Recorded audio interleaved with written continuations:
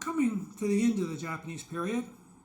I think before I begin this section, I want to just do a quick overview. How has Taiwan economic development been progressing? Well, part of the economic development has come from Japanese investment in things like infrastructure, health, and sanitation. Taiwanese life expectancy has increased a good deal during the Japanese period. Now, that's important for human capital. But I don't want to emphasize this infrastructure aspect too much because, throughout the world, imperialist powers are investing in infrastructure in their colonies. The Japanese maybe did more of this than most imperial powers did in most colonies. But when the imperial power leaves a colony, often what happens is the infrastructure is orphaned. It falls into disrepair. The people living in the ex-colony, this new country, they didn't build the infrastructure. They haven't maintained it. They don't know how to maintain it.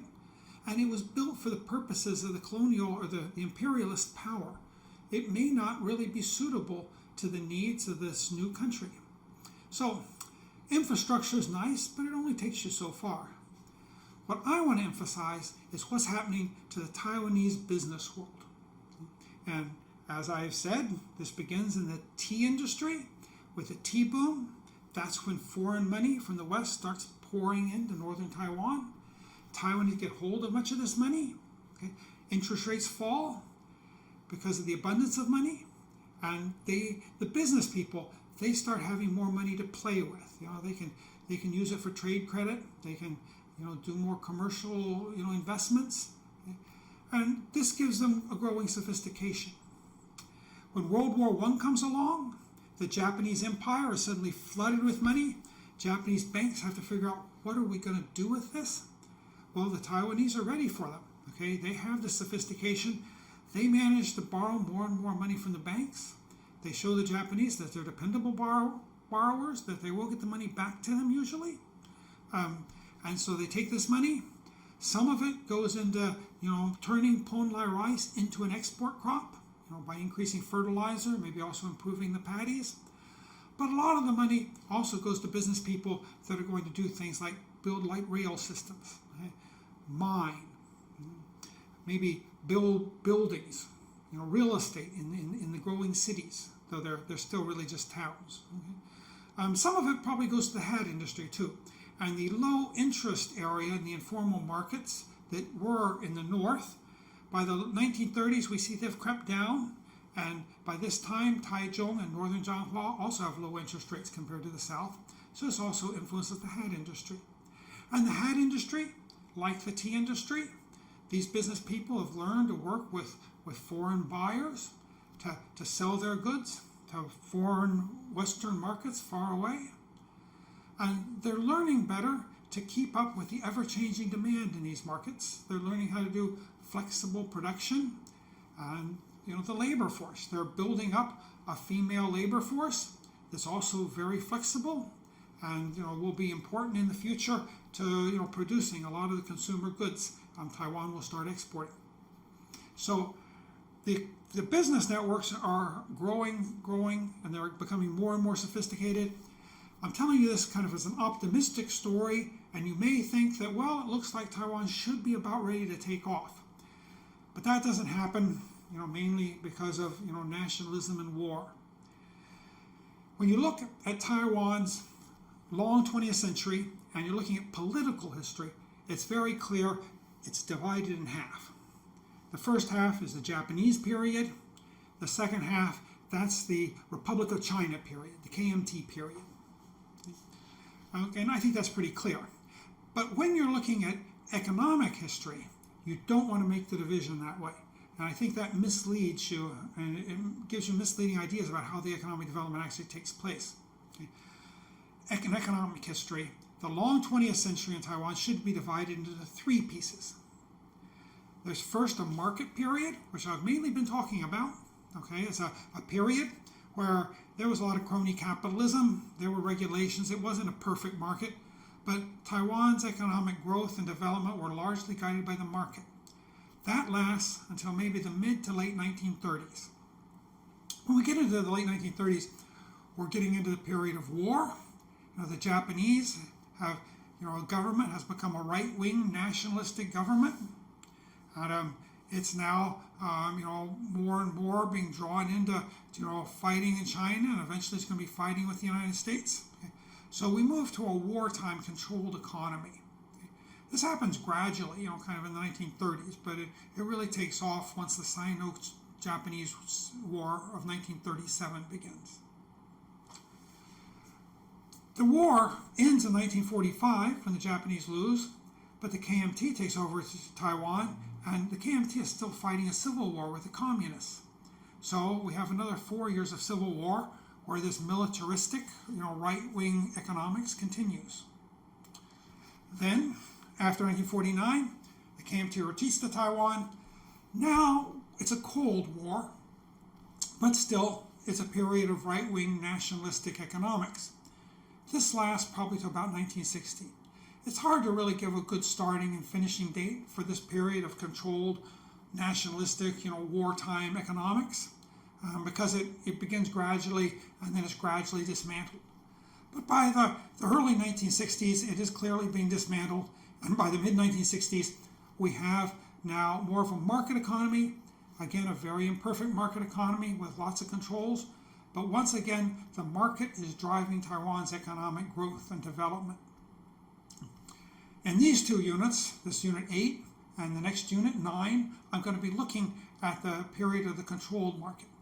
In this section, I'm going to talk a little more theoretically, I guess, about what these right-wing nationalists really thought about the economy and economic policy. What were their ideas? Then in the next section, I'll talk more concretely about how this affects Taiwan itself. And then in the third section, I'm going to talk about the turnover from Japanese rule to Chinese rule and how that affected Taiwan. But first, okay, what is this right-wing nationalist economics really?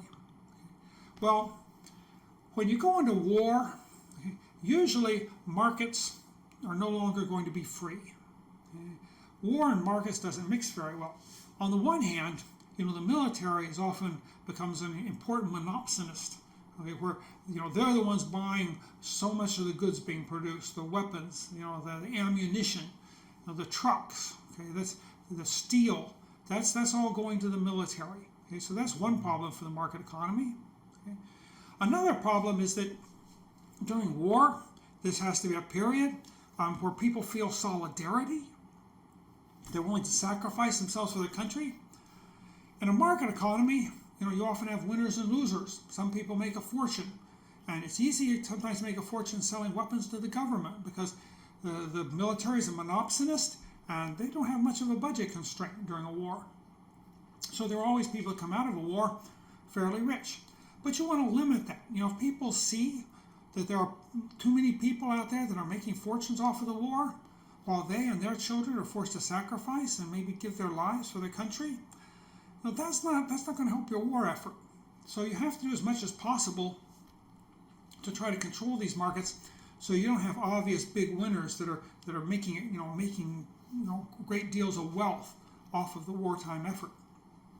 High profits are becoming a problem. Okay, you don't want to see high profits, and there's always going to be some high profits, but they try as best they can to keep them hidden, or maybe ideally they try to tax them away.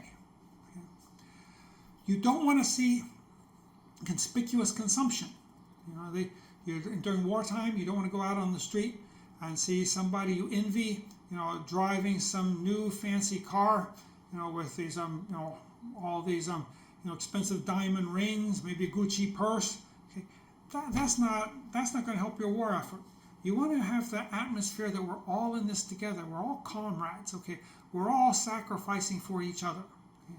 That doesn't mix very well with a market economy.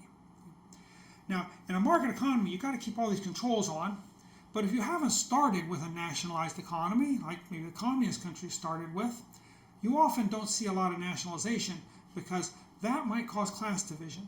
And you want to avoid class division. So on the one hand, you don't want people to go out and see rich people, living very wealthy lives. But you also don't want to go and attack the rich people, attack kind of the managerial class or the capitalists, okay? Because that would also be dividing up your country. Okay? So you try to, again, make clear that everyone has a feeling that we're all in this together. Okay, and you do that by trying to, to keep differences as less, less visible, and by trying to keep everybody friendly to each other, even if in peacetime they may have a lot of conflicts. And the markets tend to get replaced. Here's a couple posters. There was in the kind of the Western world, kind of like in capitalist systems. First one is rationing. Okay? A market economist would tell you don't want to use rationing. The person that values the good the most, let him pay and he'll get the good, because if he values it the most, he should have it. Okay? Well, the problem is during wartime, if you did that, the rich would get a lot more and the poor would often find they couldn't get anything. Okay? That doesn't seem to go too well. So a lot of basic goods are going to be rationed. The market is now no longer going to function for them. Okay, you just get ration cards, okay, or ration tickets. Okay? That way everybody gets a fair share, which is a tricky question, what a fair share would actually be. But the government can argue that this is somehow fair, or at least it's more equal. Don't transfer now. Stick to your job. Okay? Labor markets also get limited. And that's because the government doesn't want people just looking for the job that pays the most, because maybe the job that pays the most is going to be a job the government itself doesn't think that important for the war effort. The government often wants to try to control where people work. Often they just assign people to jobs. If you're in a job, sometimes they don't let you leave the job. Other times it's more indirect, where they just try to discourage people from changing jobs. Okay? But the labor markets, the consumer goods markets, and really the financial markets, they're all very much controlled during this period. Now, the thing about right-wing nationalism is they see the world in a period of permanent war. Peace is just war by other means. Okay, so these wartime policies, right-wing governments often want to use even in peacetime. Okay? The international situation is a war of all against all. So we need to be strong. Okay? There was these sort of nationalist, I could call them fascist movements throughout the world. Here in Asia, of course, they were important in Japan, but there were also fascist movements in China and in Thailand, in India. In Europe, most countries had some sort of fascist movement. In the United States, there was a fascist movement. Where the fascists were usually strongest was in countries where they felt that they had been treated unfairly. And usually it was the stronger countries that felt they were treated unfairly. If you were a very weak country, you were treated unfairly, well, you probably weren't going to go on a wartime footing, because you just couldn't do anything about it.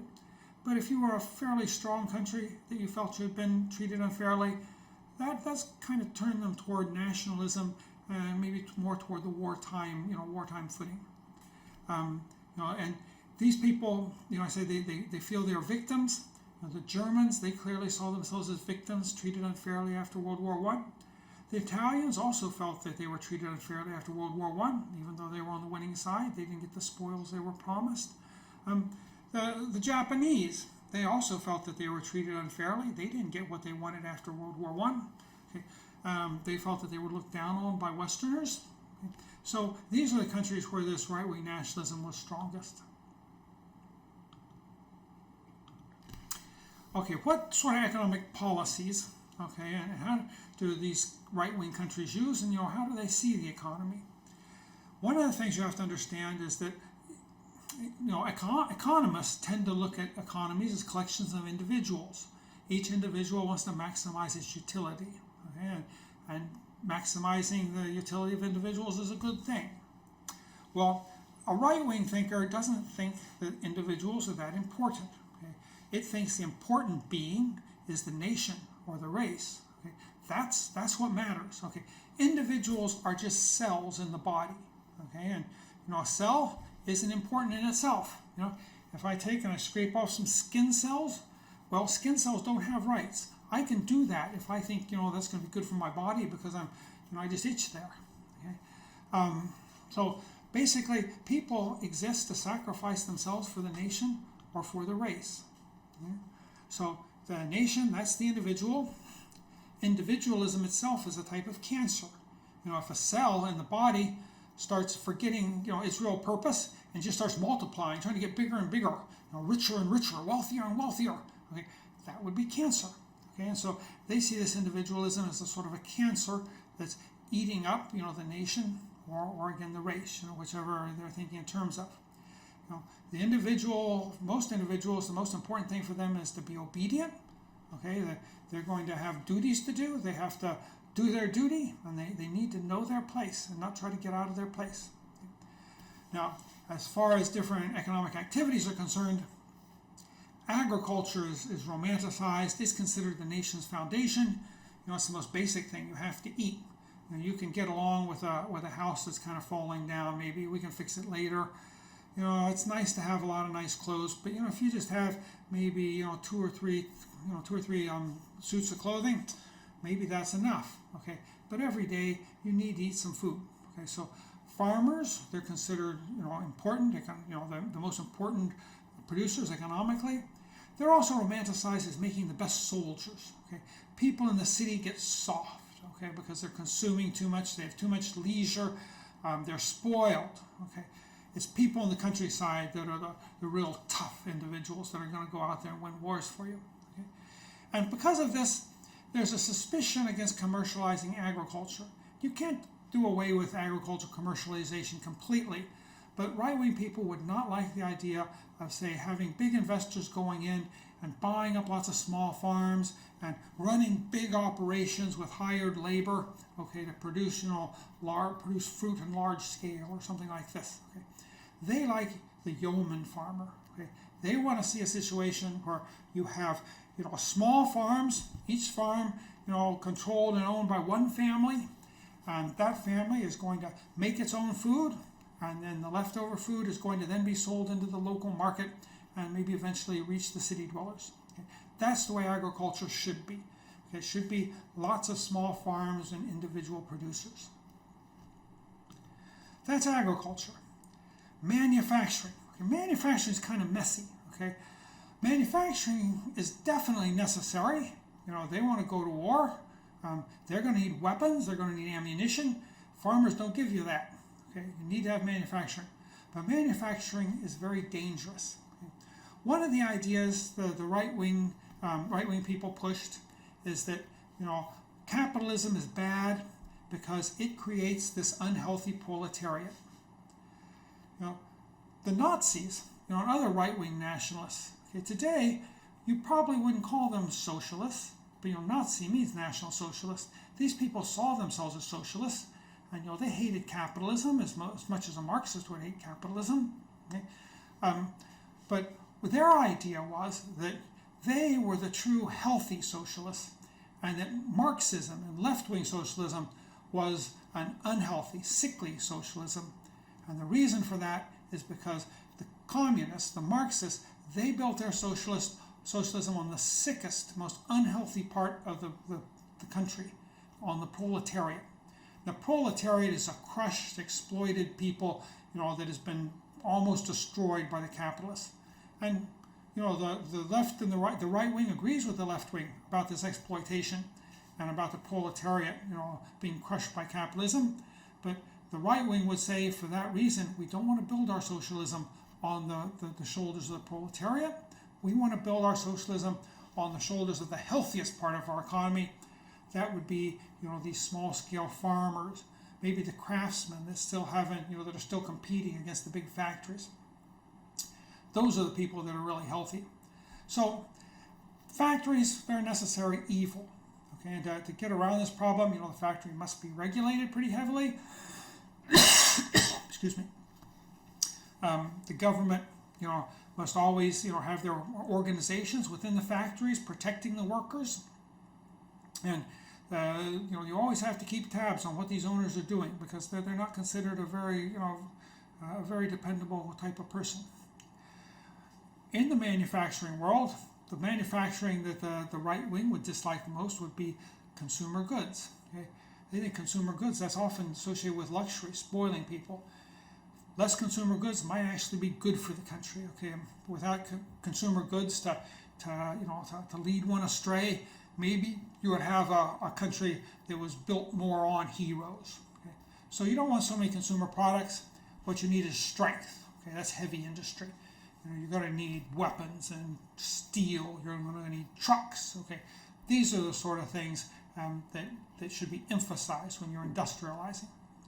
Strength is more important than luxury, and for this reason, the right-wing socialists, they wouldn't consider, they don't consider market economy to be that dependable way of doing things, because it's controlled by consumers. It's controlled by consumer demand. Consumers aren't supposed to be the ones that decide what economy produces. Okay? What is produced by an economy should be decided, by the government.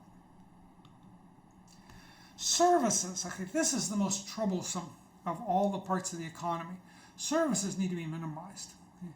And in this case, the right wing agrees with both Adam Smith and Karl Marx. The classical economists, and both Adam Smith and Karl Marx were classical economists, they saw services as necessary but unproductive. It's kind of hard to understand today what they meant by unproductive, but they seem to have the idea that the reason your economy is to stack up goods and to create wealth. Okay, and services, you can't stack them up. You can do services all day, and you're not going to end up with more wealth. Okay, so what Smith argued, and Marx followed him on this, is that although some services are necessary, anything that goes into services is going to be unproductive, and it's going to limit how much wealth you can create. So you need to put as much of your production, much of your labor as possible into productive work. Okay, manufacturing, agriculture. Okay, so households would be encouraged in a right-wing economy to try to provide their own services. That's what housewives are for. To cook your meals. You don't want to go out to a restaurant. You should be doing the cooking yourself. Okay, you want to cut your own hair at home. You don't want to go out to some beauty parlor and get the hair cut. Okay, we don't want to have too much services. That's services. That's not something that's really good for a hero society. Okay, people should learn to take care of themselves, and so this also limits commercialization. Commercialization, the right wing sees it as necessary in some cases, but it's always dangerous and needs to be kept under control. The right wing tends to see the most evil people. If you are a left wing socialist, you think of who's the most, what's the most problematic type of person? You probably think immediately of the capitalist. Okay.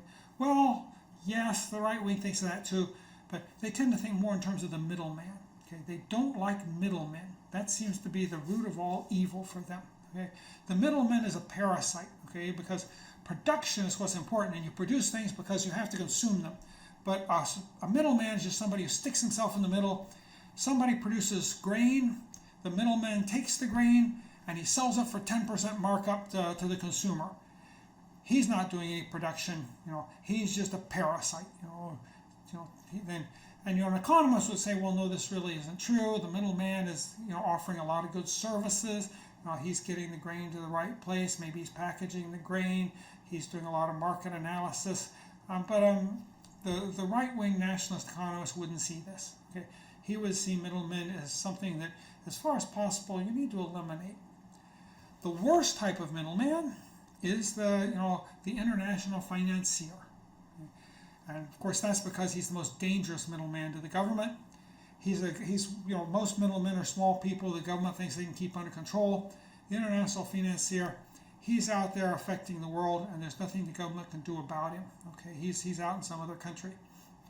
The Nazis, they tried to, they pretty much said the Jews were the international financiers. Though sometimes they also would attack the plutocrats, okay, which is just kind of a right-wing word for capitalists. But international finance is what they would dislike the most. That's because finance should all be in government hands, as far as possible.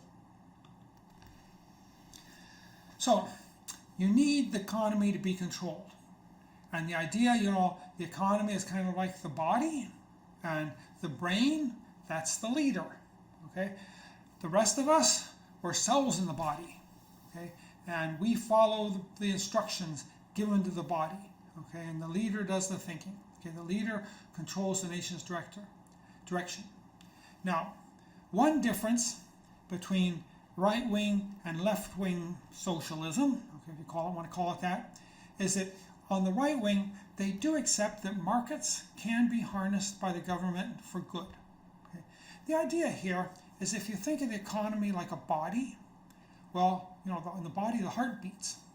The brain, that's our leader, it doesn't tell the heart, every second or so, beat now, beat again, once more. The brain has better things to think about than to think about this heart. Okay? Or when we're digesting food, the brain doesn't say a little more juices here. Okay, why don't you put some of it in the big intestine now? Okay, that's just done automatically. Okay? The idea that the right wing has is that markets are something that can take care of these automatic functions. The leader's not out there to decide what the price of apples should be compared with the price of oranges. Okay? So we can use markets and supply and demand to control those small unimportant prices. That's okay. So markets are used to control things the leader doesn't want to think about. But whenever something happens unexpected that the leader doesn't like, the price of apples starts going too high, okay, then the leader can come in and override the market anytime he wishes. Okay? So markets, they're supposed to be there to do kind of the basic management of the economy, but always under the leader's supervision. The economists that are a right-wing nationalist would hate the most would probably be Schumpeter. Schumpeter is the one who talked about entrepreneurs coming in and creating a new product, okay, that creates a new market and it destroys old markets and it changes the society in unexpected ways. Okay, creative destruction, okay, that would be something that a right-wing economist would hate, okay, because you do need to change the economy sometimes, but that's what the leader does. That's what the government does.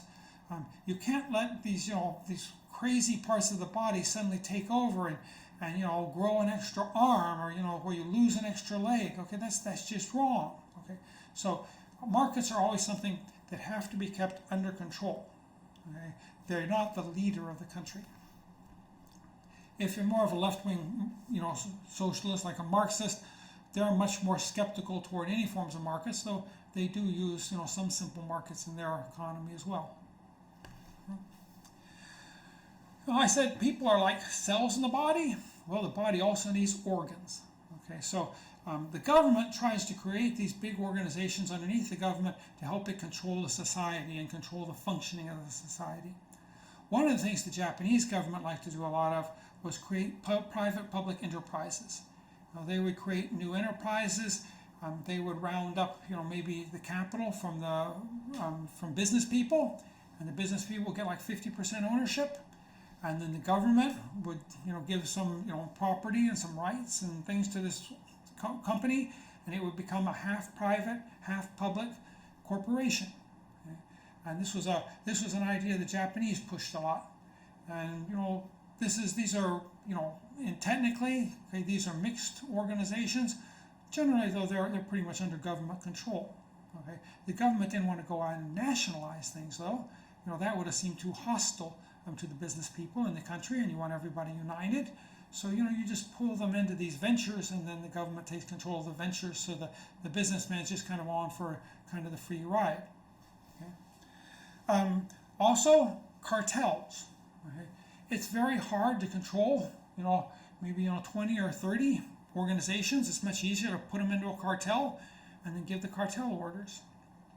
Also, sometimes if the government has orders for an industry and wants them to do something that's not very profitable, there's going to be problems if there's competition, because those companies that manage to stall the longest and do the least they can, they're the ones that are going to be more profitable.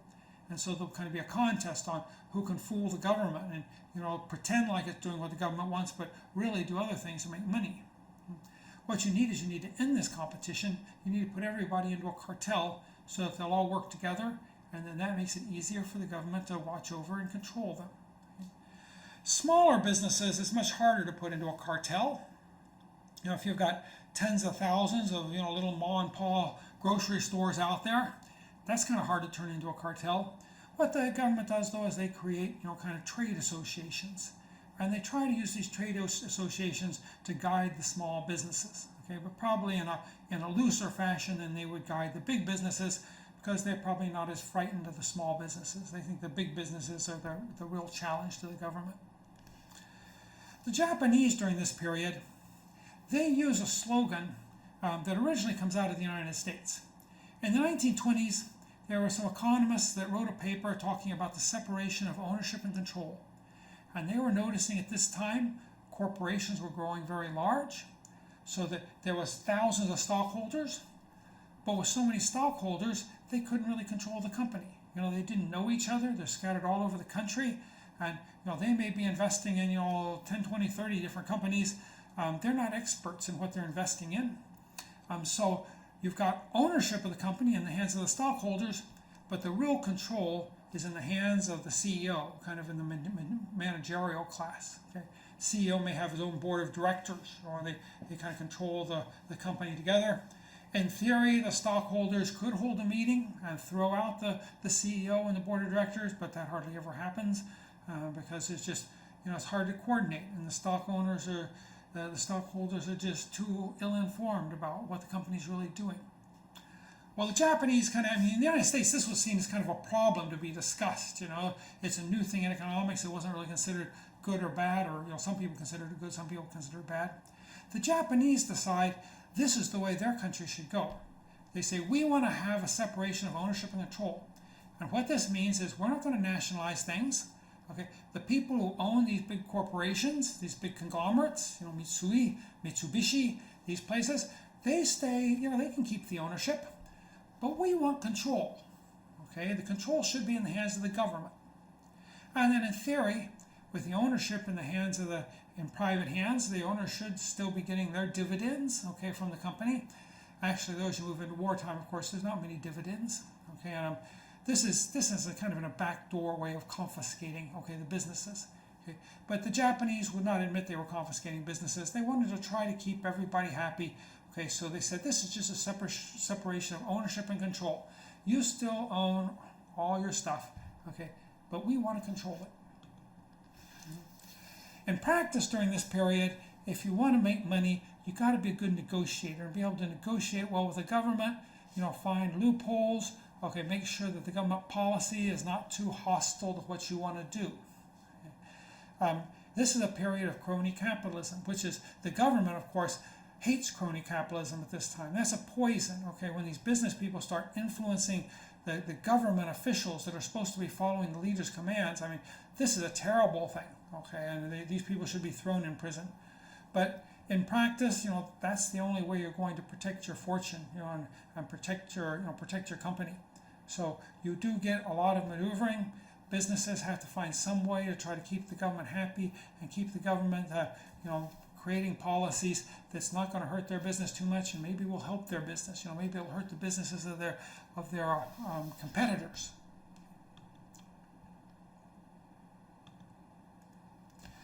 I was saying, finance.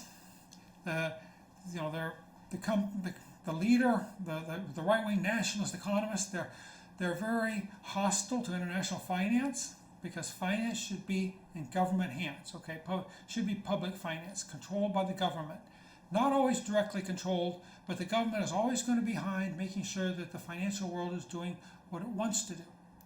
And what was discovered, and actually this is an old idea, okay, back when you first start getting some ideas about maybe a controlled economy in after the French Revolution, there were thinkers that said, actually doing economic planning, that might be too hard, okay, but what we can do is maybe we can work at finance to try to control the economy.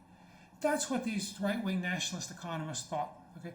They were thinking, well, we can't really always do overt controls, okay, it's kind of hard to figure out exactly what you want to do, the world's always changing. Sometimes you give outright commands, okay, but the commands need to always change because the situation's changing. That's kind of hard too, okay. It's a hard thing to really plan an economy, okay. So what they could do is they could just control finance, and if they want to say pump up iron and steel production, instead of saying we want this type of steel increase 15%, we want that type of steel increase 20%, all they have to do is maybe when iron and steel before was getting 15% of the finance, the government cranks it up and gives them 18% of the finance, okay, and now they'll just naturally start producing more.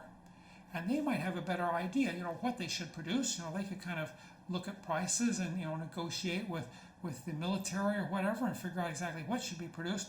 But this is kind of a loose way of controlling things, sitting behind and turning the cranks on the finance to guide the economy in the direction you want it to go without really getting in there and giving too many orders, okay, that you might have to countermand in the future. If you're going to control finance, though, you've got to control all of it. So the government begins restricting financial markets like the stocks and bonds. A bond is something a company would issue if the bank wouldn't give them money. Okay, they would go out and say, well, I'll issue this bond, see if somebody else will give me money. No, you don't want to do that. The government wants to control these banks, and if the government tells the banks, don't lend money to that company or that industry, you don't want that industry to get the finance. Same with stocks. Okay, the stock market continues in Japan, but you start getting very few, of the IPOs, initial public offerings.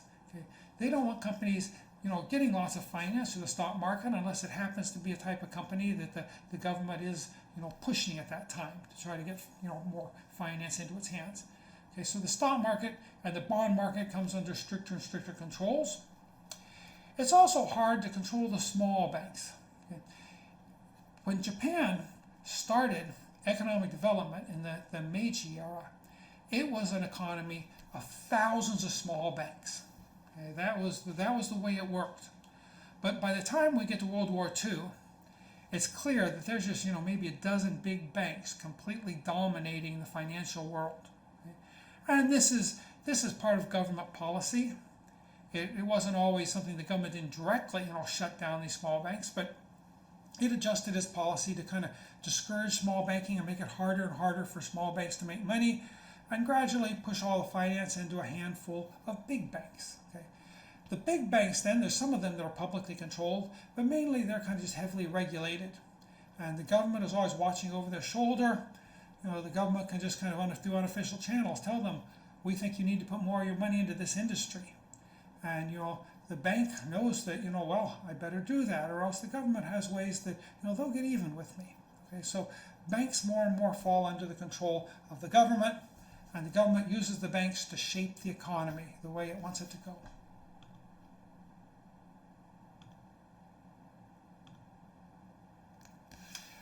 Sometimes we think of the opposite of a market economy would be a planned economy.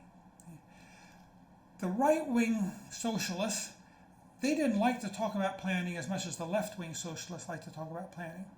The right-wing, they're mainly thinking in terms of, say, military, military examples. And in the military, it's not, you can't always plan things out long term. I mean, you do try to do plans, but plans are made to be changed. And usually, you make a plan, and within a few months, you've got to change the plan. In the military, for most soldiers, they don't emphasize rationality so much as willpower. There's a general, he tells you, go do that. And you go and do it, even though you're going to maybe sacrifice your life. Okay, you got to have the willpower to do what you're told to do. Okay, rationality isn't something that's really rated up there very high. Though of course the officers need to have some rationality. Okay, so this planning is something that's more of rationality sort of thing. Okay, it sounds a little too rational. So the right-wing socialists tended to downplay the idea of planning somewhat. This sort of planning, rational planning might also have an effect on leadership. The right wing, they believe very strongly that you need to have one leader who would unify the country. But if the leader, makes a plan one year, the next year he might have to change it and do something differently. People will compare the new plan and the old plan and say, hey, it looks like the leader made a mistake. Okay? You don't want that to happen. So basically the leader just tells you what to do, and the plans are kind of kept in the desk drawer, okay, so that they can be changed anytime they want. Okay? So this is kind of the idea of planning. With the Marxists, they emphasize very much that people are rational. Marx's economic model assumed individual rationality, and they thought that they were scientific socialists. Science is rational. So Marxists always emphasize planning, okay, the importance of planning. In practice, however, really there's not that much difference between the left and right socialists on this question. Okay, what the Marxists found was you could make a plan, and Stalin talked about this once. He said something like only a bureaucrat would think once the plan was finished, that was, or once you finished writing the plan, that was the end of the plan. And, he said once you write the plan, then you start finding all the problems in it, and then you got to start, changing everything and trying to, take care of all the shortfalls and find out what you're going to do with all the gluts. And, under Stalin, there was a kind of an underground market which was tolerated because, factories would often have too much of some things and they would have not enough of other things, and somehow they had to exchange this. Okay, so the left-wing socialists, they had their plans, but they were ready to break the plans when necessary. Okay, they also were willing to accept markets when necessary. And another thing is that when the plan went wrong and there was a failure, the planner, Stalin, whoever he was, he never said, "Oh, I made a rational mistake. Okay, I'm sorry." He always said, "There's somebody out there of bad will." Okay, or maybe there's weak people out there with no willpower, and they're the ones that are messing up this wonderful plan, and they should be put in prison. Okay? So some people would actually condemn Stalin, saying he was really a right-winger, okay, because he did emphasize his willpower. But it seems like in practice that's the way all planners tend to go. Okay? For the right wing, okay, the right wing found that you don't have to emphasize the plan so much, but you have to have a plan. Okay, if you want to have steel in 4 or 5 years, you need to know how much steel you're going to want, and when you're going to need to know, how you're going to build those steel mills. Okay, you just have to do some plans. Okay, so the right wing, even though they like to talk more about willpower and they didn't really emphasize rationality and planning, they did do planning. Okay, and then like the left wing too, if something went wrong, though of course they always blamed it on bad will or weak willpower. One difference between the right wing and the left wing, and this is kind of, it's almost kind of a joke, I guess, is that it doesn't make really any difference, but if you look at historically right-wing and left-wing governments have 5-year plans, left-wing governments have 4-year plans. Okay? That's completely unimportant, so it's kind of interesting. The right-wing people, they copy other right-wing people, so they've just gotten in the habit of making 4-year plans, while left-wing people tend to copy left-wing people, and they get in the habit of making 5-year plans. But the difference is cosmetic. Okay, in the end, when you start, trying to control the economy, there's it all kind of drifts together, and it's all, there's a lot of similarities between what the left and right will do as far as economic controls are concerned. There may be other big differences, okay, but I'm talking about how the economy is controlled. Okay? So it's better really to talk about a controlled economy instead of a planned economy. There's a market economy, and then there's a controlled economy. And the idea of a controlled economy is it's being controlled by kind of bureaucrats, or maybe a brain right up there at the top of society, maybe a plan, okay, and it's being driven by these bureaucrats. And there may be some markets in there, but the markets are not really what's in charge. Okay, the markets are just instrumental tools that are used when convenient. So this is what kind of this new nationalistic economics policy is all about. Okay, there's some question whether you should really call the Japanese government of this period fascist. But I don't really mind calling them fascism. This is a period where individualism is seen as bad. Okay, solidarity is what is good. Okay? Consumption, especially of luxuries, is not considered something good in itself. You don't want to maximize consumption. What you want to do is you want to maximize power. And this is going to this attitude is going to become a great influence, okay, in what happens in Taiwan in the late 1930s and the 1940s.